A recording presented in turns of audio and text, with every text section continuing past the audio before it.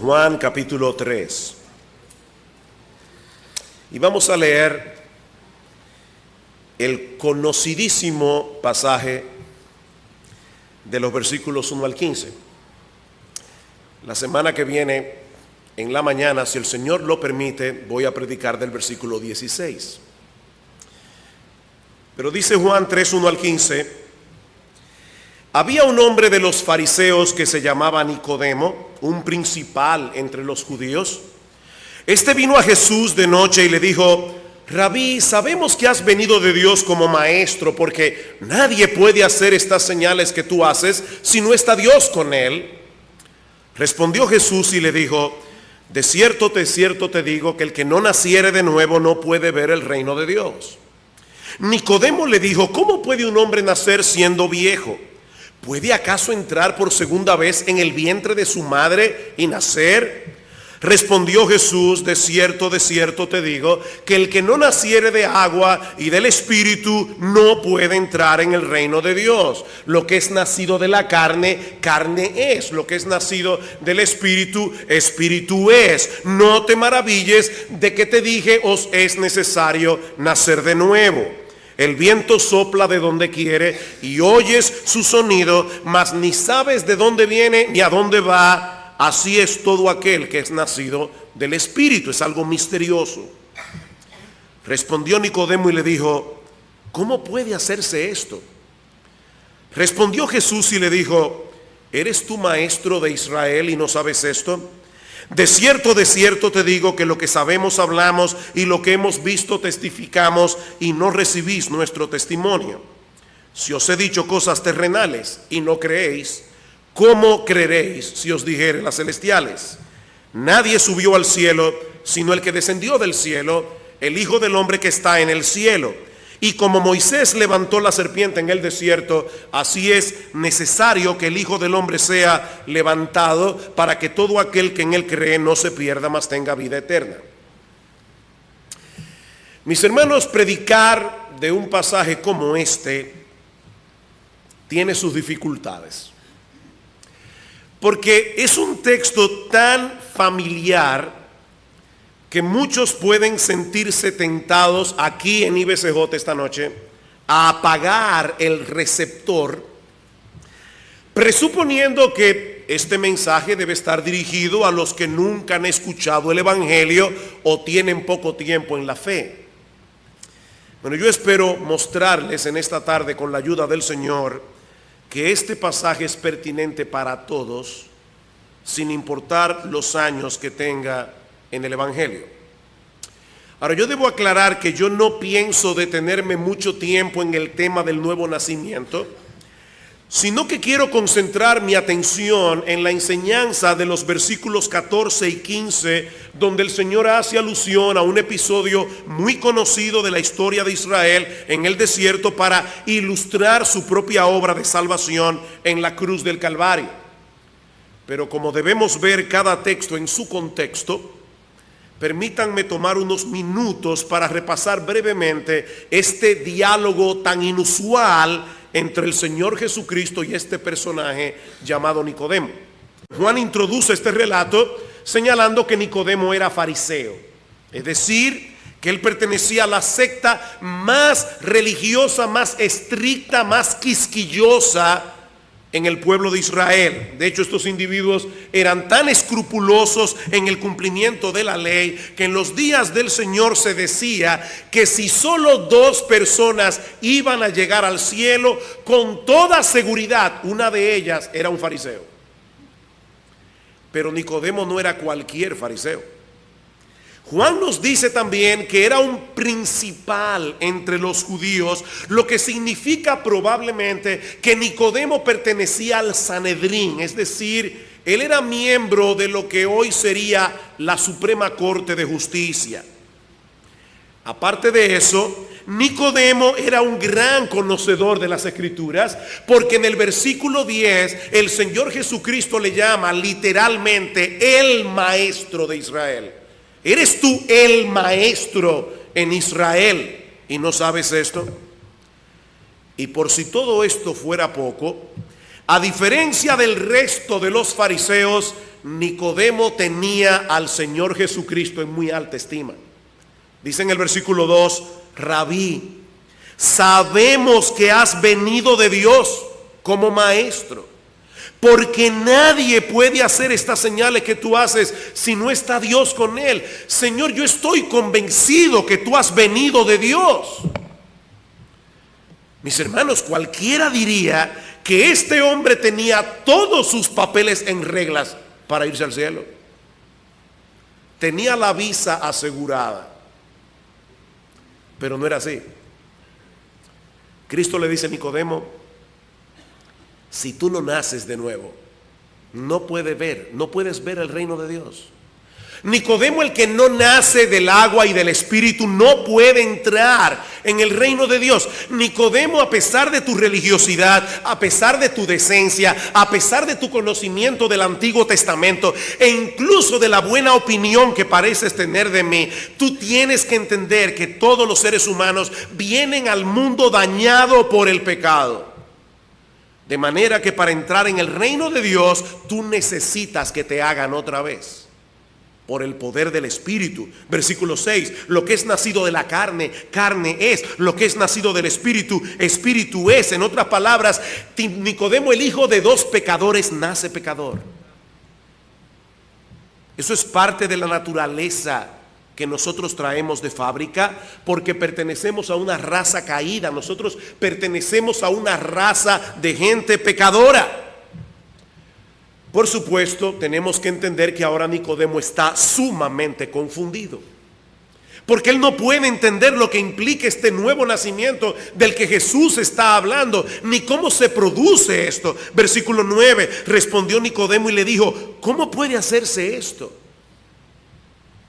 Y Jesús le responde, ¿eres tú el maestro de Israel y no sabes esto? El Antiguo Testamento hablaba del nuevo nacimiento de diversas maneras. En Deuteronomio capítulo 30, versículo 6, por ejemplo, Dios promete circuncidar el corazón de su pueblo para que ames a Jehová tu Dios con todo tu corazón y con toda tu alma a fin de que vivas. Y en Ezequiel capítulo 36, versículo 26, el Señor promete poner un espíritu nuevo dentro de nosotros. Así que esta enseñanza no era nueva, pero los judíos no podían entenderla por causa de su ceguera espiritual. Ni siquiera Nicodemo, a pesar del conocimiento que tenía del Antiguo Testamento. Versículo 11. De cierto te digo que lo que sabemos hablamos y lo que hemos visto testificamos, pero he aquí el problema, ustedes no reciben nuestro testimonio. Ese era el problema.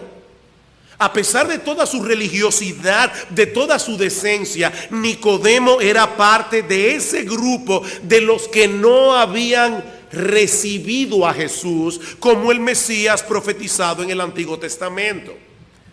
Y cuando ustedes escuchan esta palabra recibir, ¿qué texto viene a vuestra mente? Cerquita de este pasaje. Juan capítulo 1, versículo 11. A lo suyo vino y los suyos no le recibieron, mas a todos los que le recibieron, los que creen en su nombre, les dio potestad de ser hechos hijos de Dios. Creer y recibir a Jesús es exactamente lo mismo. Nicodemo no podía entender porque no creía. Versículo 13, estos, los hijos de Dios, no son engendrados de sangre, ni de voluntad de carne, ni de voluntad de varón, sino de Dios. Otra vez el tema del nuevo nacimiento. Nicodemo necesita nacer de nuevo para poder entender el nuevo nacimiento. Ese es el problema. Él no puede entender el nuevo nacimiento porque él no ha nacido de nuevo. Versículo 12. Si os he dicho cosas terrenales y no creéis, ¿cómo creeréis si os dijere las celestiales? Nadie subió al cielo, sino el que descendió del cielo, el Hijo del Hombre que está en el cielo. Recuerdan, Nicodemo le había pedido al Señor en el versículo 9, explícame cómo se hace esto. Jesús le dice, bueno, mira Nicodemo, yo soy la única persona autorizada para decirte cómo se produce ese nuevo nacimiento. Yo soy la única persona autorizada para hablar de las cosas celestiales porque yo bajé del cielo. El problema es que ya yo no puedo seguir más lejos de lo que te he explicado ya. Yo no puedo seguir profundizando en este tema del nuevo nacimiento, porque Nicodemo, tú no has nacido de nuevo. Nicodemo, por causa de tu incredulidad, yo no puedo llegar más lejos hablándote acerca de este tema. No lo vas a entender. Pablo dice en 1 Corintios capítulo 2 versículo 14 que el hombre natural, ¿y qué es el hombre natural? El que no ha nacido de nuevo, el hombre que no ha sido regenerado, el hombre que está tal cual salió del vientre de su madre. El hombre que no ha nacido de nuevo no puede recibir ni entender las cosas que son del Espíritu de Dios, porque para él son locura, dice Pablo. Entonces, ¿qué hacemos con Nicodemo? ¿O qué hacemos con cualquier pecador con el que nosotros queramos compartir el mensaje del Evangelio? Yo recuerdo cuando yo comencé a entender Juan capítulo 3, decía, aquí hay un problema. Y yo no sé si ustedes lo ven, hermanos, yo quiero que ustedes lo vean. Este pasaje presenta un tremendo problema, un serio problema con respecto a la predicación del Evangelio. Las cosas que el pecador necesita saber sobre el nuevo nacimiento no las puede entender porque no ha recibido el nuevo nacimiento. ¿Qué hacemos? Sin embargo, es interesante notar que el Señor no le dice a Nicodemo, mira, lo siento mucho, ya no podemos seguir hablando acerca de este tema, así que vuelve otra vez cuando tengas evidencias de haber nacido de nuevo. Y entonces seguimos hablando. No. Lo que hace el Señor es explicarle a Nicodemo lo que él habría de hacer en la cruz del Calvario para remover la ira de Dios de sobre nosotros por causa del pecado y de ese modo hacer posible el nuevo nacimiento. Y lo hace a través de una historia sorprendente. Una historia sorprendente. Versículo 14. Y como Moisés levantó la serpiente en el desierto, así es necesario que el Hijo del Hombre sea levantado, para que todo aquel que en él cree no se pierda, mas tenga vida eterna.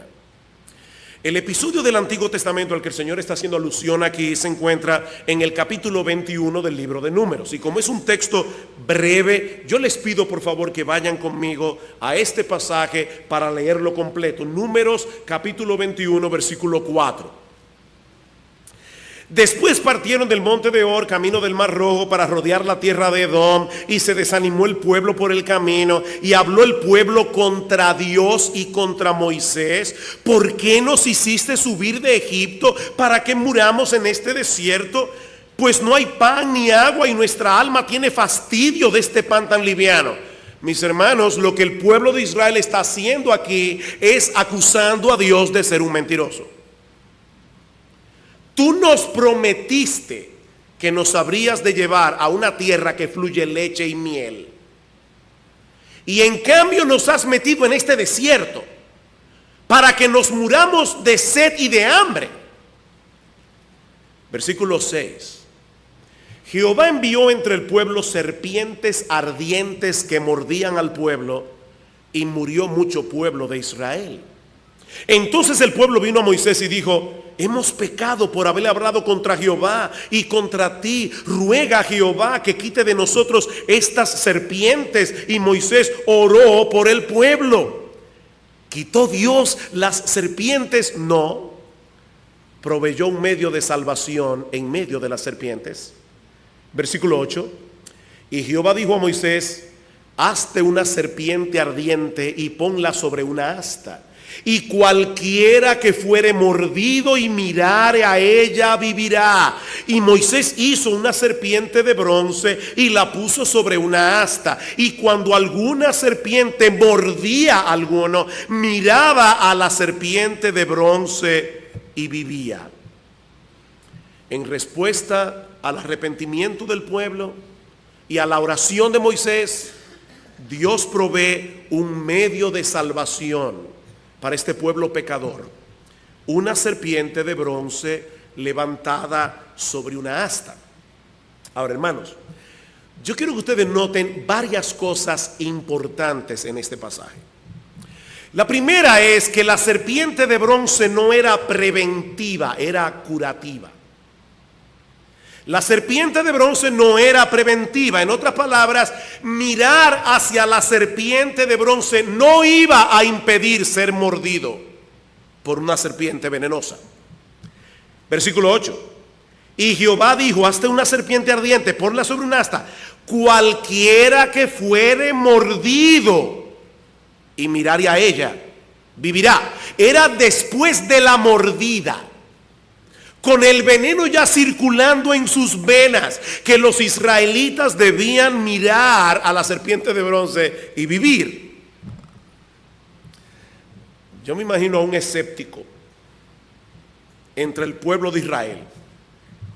Lo muerde una serpiente, está a punto de morir, pero en vez de creer lo que ha dicho Dios, pide que lo lleven a un médico.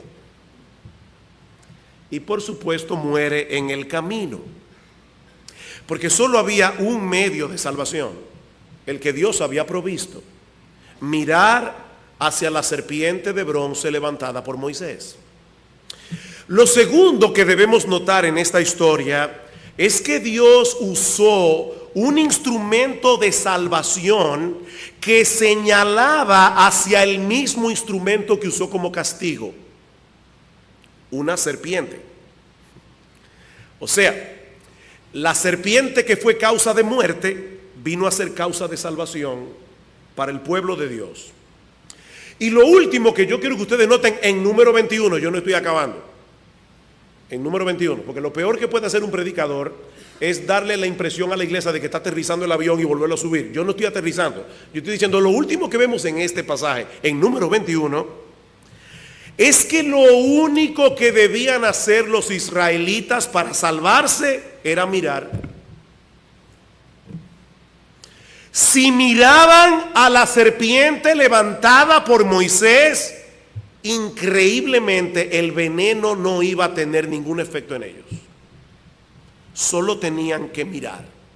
Ahora, con esto en mente, volvamos a Juan capítulo 3 y vamos a ver qué fue lo que el Señor Jesucristo quiso decirle a Nicodemo para explicarle cómo se produce el nuevo nacimiento. Versículo 14: como Moisés levantó la serpiente en el desierto, así es necesario que el Hijo del Hombre sea levantado. ¿Quién es este Hijo del Hombre? Obviamente nuestro Señor Jesucristo. ¿Recuerdan ustedes ese pasaje cuando el Señor sana a un ciego de nacimiento? Salvador lo citaba esta mañana en el capítulo 9 del Evangelio de Juan. Dice que los fariseos interrogan al ciego sobre la curación milagrosa y él aprovecha la oportunidad para darle gloria al Señor. Así que los fariseos lo expulsan de la sinagoga. El Señor se encuentra de nuevo con él y le pregunta, y voy a leer de la Biblia de las Américas porque es más literal que la Reina Valera: ¿crees tú en el Hijo del Hombre? Él respondió y dijo: ¿quién es, Señor, para que yo crea en él? Y Jesús le responde: ¿tú le has visto? El que está hablando contigo, ese es. Yo soy el Hijo del Hombre. La Reina Valera dice Hijo de Dios. Literalmente dice Hijo del Hombre. Yo soy el Hijo del Hombre. Él entonces dijo: creo, Señor, y le adoró. De manera que en Juan capítulo 3, versículo 14, el Señor Jesucristo está hablando de su propia crucifixión. Era necesario que el Hijo del Hombre sea levantado. ¿Levantado por quién? O si quieren ponerlo de otra manera, hermanos, ¿a quién representa Moisés que levantó la serpiente en número 21? Al pueblo de Israel, representado por sus líderes religiosos. Más adelante en Juan capítulo 8, versículo 28, el Señor dice a los fariseos: cuando hayáis levantado al Hijo del Hombre, entonces conoceréis que yo soy. Ustedes levantarán al Hijo del Hombre. ¿Recuerdan la predicación de Pedro en Hechos capítulo 4, cuando le dice a los judíos: ustedes mataron al autor de la vida y pidieron que se os diera un homicida? Ustedes lo mataron. Así que en el relato de Números 21, el Salvador no era Moisés, el Salvador era Dios por medio de la serpiente. Y ahora el Señor Jesucristo está diciéndole a Nicodemo que esa serpiente no era más que un símbolo de sí mismo. Mis hermanos, yo no sé si a ustedes les choca esto, pero Cristo se está comparando con una serpiente. La serpiente era un animal maldito. Dios la maldijo en el huerto del Edén. La serpiente era un animal inmundo en el pueblo de Israel, pero ese fue el animal que Dios escogió para convertirlo en un medio de salvación en Números 21. Y es el animal que ahora Jesús está diciendo que lo simboliza a él. Dios pudo haberle dicho a Moisés: hazte un cordero de bronce, y todo el que mirare al cordero será salvo. Pero eso no fue lo que le dijo. Él le dijo: hazte una serpiente. ¿Saben por qué? Porque en la cruz del Calvario el Señor Jesucristo fue hecho pecado y maldición por causa tuya y por causa mía. La ira de Dios que nosotros merecíamos cayó sobre él para que nosotros ahora podamos disfrutar salvación por medio de la fe. Pablo dice en 2 Corintios capítulo 5 versículo 21: aquel que no conoció pecado por nosotros fue hecho pecado. Cristo fue hecho pecado en la cruz del Calvario para que nosotros fuésemos hechos justicia de Dios en él. Y en Gálatas capítulo 3 versículo 13 dice que Cristo nos redimió de la maldición de la ley. ¿Cómo? Hecho por nosotros maldición, porque escrito está: maldito todo el que es colgado en un madero. Mis hermanos, lo que estamos diciendo esta noche al celebrar la cena del Señor, lo que estamos celebrando al tomar la Santa Cena, es que nuestro Señor Jesucristo fue levantado en una cruz como una serpiente, personificando así el pecado y la maldición para poder echar fuera de nuestras vidas la maldición y el pecado. Esto es lo que estamos celebrando. Ese es el medio escogido por Dios para salvar a los pecadores, ya sea que se trate de un pecador decente como Nicodemo, o que se trate del más perverso y depravado de los hombres y cualquier otro en el medio. Nicodemo estaba confundido con todo este asunto del nuevo nacimiento, y ahora el Señor le está diciendo: Nicodemo, ¿tú recuerdas la historia de la serpiente de bronce? Esa serpiente era yo. Esa serpiente apuntaba hacia mí. Yo seré levantado en una cruz para que todo aquel que en él crea, que en mí crea, como el Salvador de los pecadores, no se pierda, mas tenga vida eterna. Nicodemo, no es suficiente que me veas como un maestro enviado por Dios. Eso no es suficiente. Mucha gente dice: oh sí, Jesús fue un gran maestro. No, Jesús fue mucho más que eso. Jesús es el único Salvador todo suficiente, enviado por Dios para salvar a pecadores. Todos esos israelitas que fueron salvados en Número 21, ¿saben qué pasó con todos ellos? Murieron. Murieron después. Pero Cristo promete vida eterna a todos los que creen en él. He ahí entonces, hermanos, la solución del dilema que planteábamos hace un momento. El pecador está muerto en sus delitos y pecados. El pecador necesita nacer de nuevo, pero no puede entender el evangelio precisamente porque no ha nacido de nuevo. Pero Dios ha decretado abrir los ojos de los ciegos. Dios ha decretado traer entendimiento en el pecador cuando nosotros les presentamos en el evangelio esa sorprendente imagen del Señor Jesucristo muriendo en una cruz por pecadores, haciéndose a sí mismo pecado y maldición. Dios ha prometido abrir los ojos de los ciegos, darle entendimiento a los pecadores cuando nosotros les predicamos a Cristo y a este crucificado. Por eso es que Pablo dice: yo me propuse no saber entre vosotros cosa alguna, sino a Jesucristo y a este crucificado.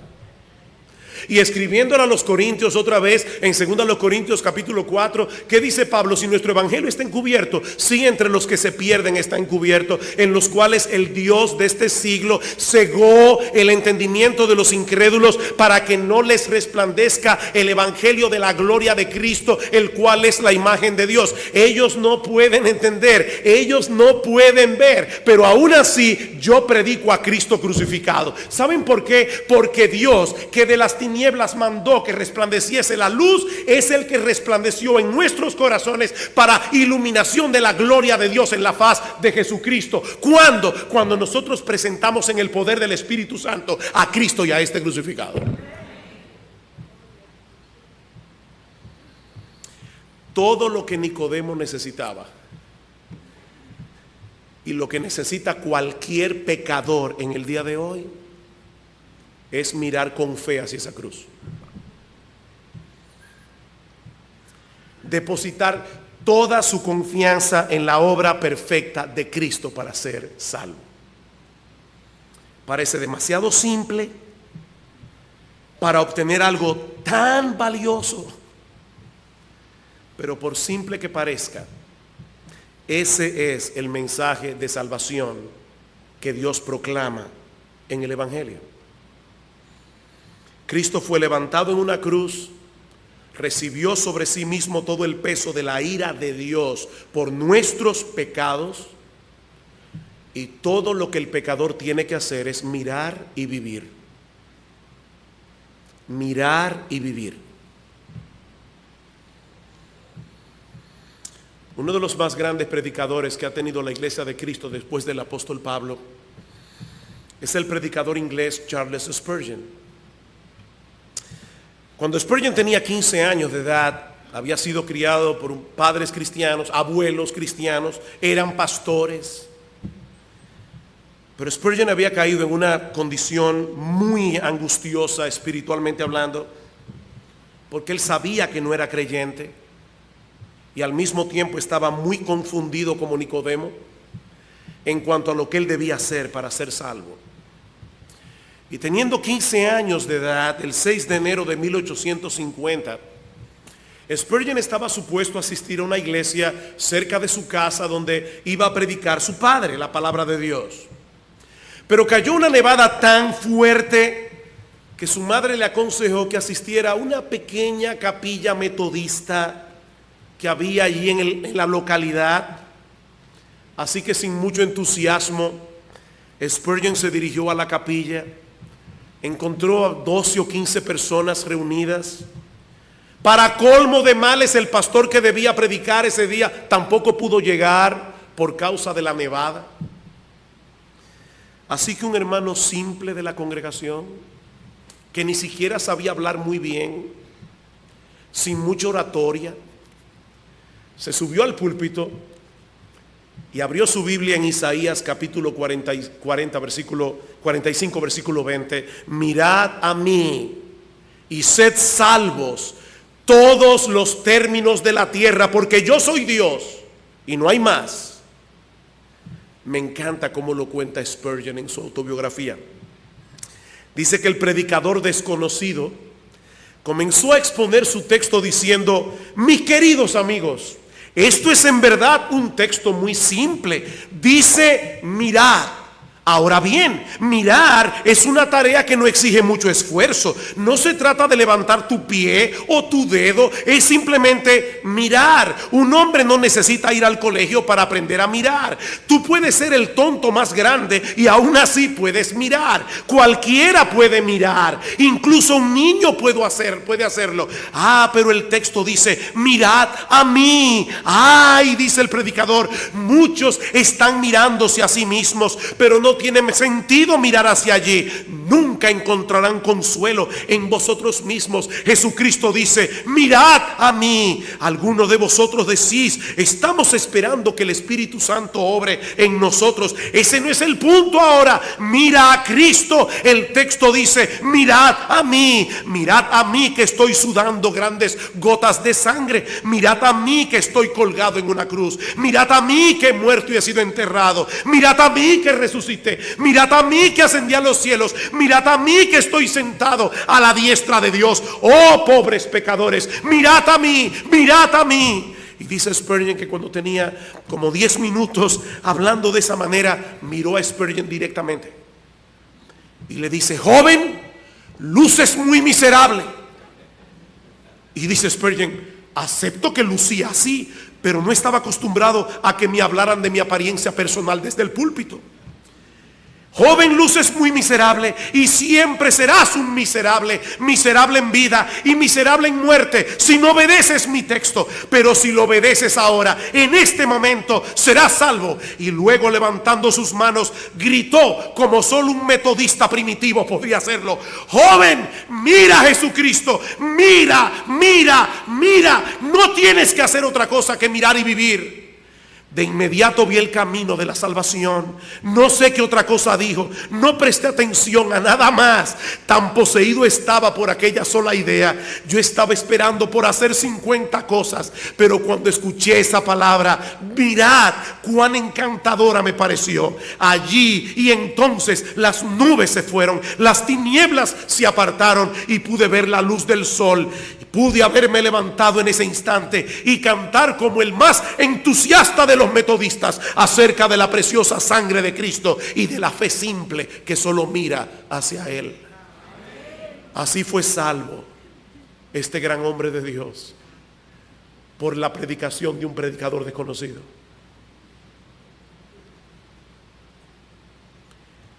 Si tú estás aquí sin Cristo esta noche, esta es mi invitación, mi amigo.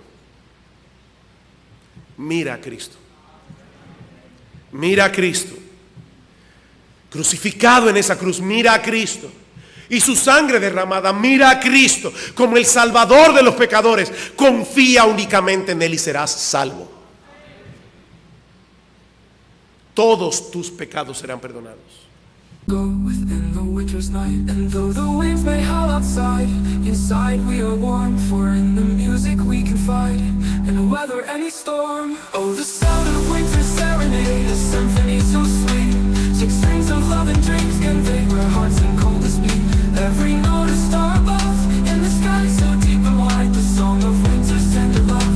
In the night we confide, as the final notes ascend, and the fire fades to gray.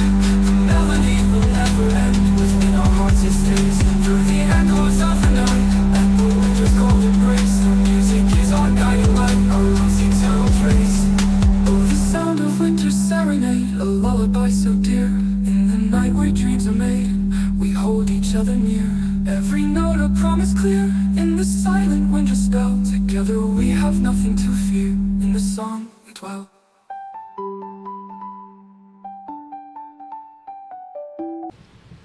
Y tendrás en este mismo instante la vida eterna. Mira a Cristo. Y si eres creyente y perteneces a esta iglesia o cualquier iglesia cristiana, verdaderamente cristiana, enraizada en el Evangelio de Jesucristo, que predica salvación solo por gracia y solo por medio de la fe, te invito a que participes esta noche de la Cena del Señor, haciendo memoria de su muerte en la cruz del Calvario por causa de tus pecados, de mis pecados. Oh,